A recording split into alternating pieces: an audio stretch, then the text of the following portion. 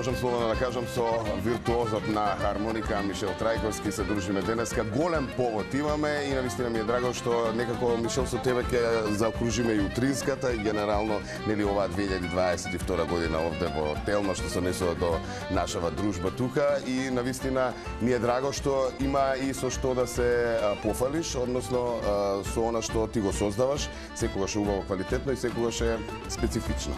Можам слободно да кажам добро дојде. Добро ден. Како си? Растрчан периодов?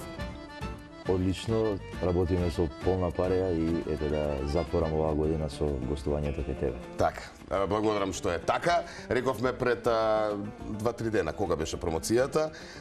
Сепак се одлучи за промоција. Некако после короната мора со полна пареја и да се работи, и да се промовира, и нели да се создава нова музика, а и да се настапува. Така што тоа е случај и со тебе. И навистина имаше интересна промоција, но сето тоа што го промовираше имавме можност во неколку минутки да го видиме. Дефинитивно спотот ќе си го најдат за Сиеста на YouTube. Ајде малку околу создавањето на Сиеста, овој нов сингл, а и создавањето на спотот, прилично интересен. Ајде да започнам со најпрвен ја создадовме композицијата како аудио со Иван Кукич на бас гитара, Ален Рамчевски на гитара, Радко Даутовски ударни инструменти и Антонио Тимчевски на клавиатури. Снимено е во XL студио Момировски, поздрав до целата екипа.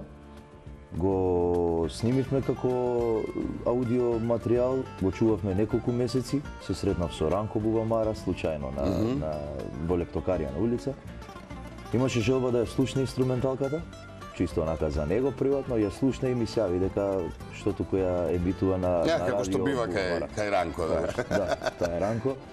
И тоа ме натера и ме мотивираше да што поскоро снимиме видеоспот. Така е. И тоа не било како видеоспот, со приказна, со содржина и со интересни актери, буквално актери. Слободно можам да кажам дека тоа се наши македонски легенди. Прво, види, прилично е тешко да ги убедиш да учествуваат во било какво дополнително снимање. Тоа беше првото прашање од страна на многу луѓе. Па нормално. Како успеа да ги собереш сите во еден? Да, во еден спот, така е. Пред се сме блиски пријатели, а потоа соработници. Јас имав таа можност да бидам дел на еден настап на Игор Џамбазов на Златна Бубамара, заедно настапивме со една numera, наскоро работиме и на нешто ново. Со Дац предходно снимивме една песна со Дац и Александар. Да. Со Васко Тодоров, да бидам искрен, не сме снимили уште песна.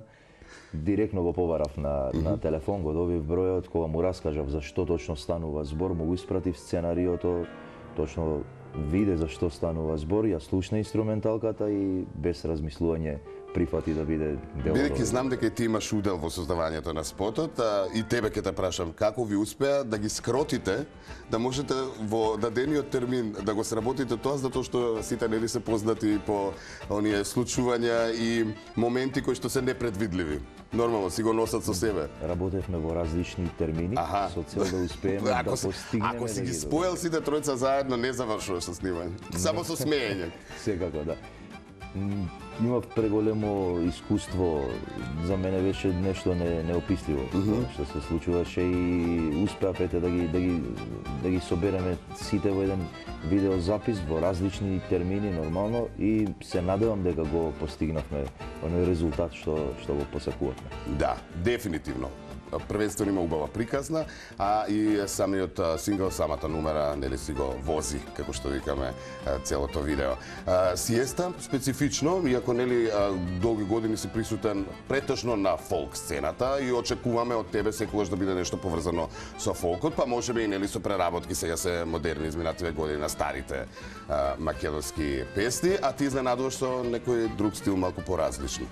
Од каде желбата да се нели направи нешто поразлично? Приказната или се презасити од фолков малку? Не, па да смениш. Не се презаситив. Тоа е наше и тоа ќе го негуваме секогаш и секаде.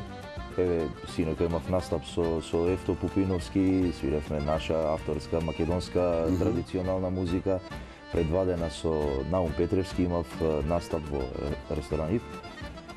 Така што мојата приказна со овој малку поразличен стил, како што кажа, започна пред 4 години со создавањето на Тарантино Джез како композиција, каде што и таму гледачите и слушателите имаа можност да видат неколкумина актери од македонската сцена. Решив да биде тоа малку поразлично и да биде лесно за уво. Добро, а целта на овие песни е учество на, да речеме, фестивали, World Music во регионот, па и богами малку пошироко, или нешто друго? Да, бидејќи паралелно работевме и на музички албум со Джамбо Агушев, нашиот најпознат трубач.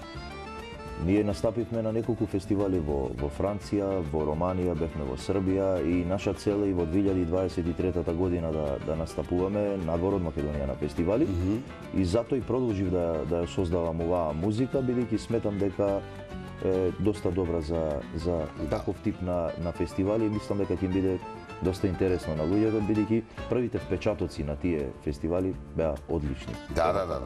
Па и претпоставав дека целта е нели тоа, затоа што веќе светот го освоивте со народната музика, со оглед на тоа дека безброј гостување по Австралија, по Америка, веќе за Австралија се најавува сигурно следнава година. Да, на 15 февруари веќе ќе бидам во Австралија, започнуваме Сиднеј, Мелбурн, Волонгок, Перт и така натаму, што е доказ дека и понатаму ќе негуваме македонската музика кај нашите во Австралија. Така е.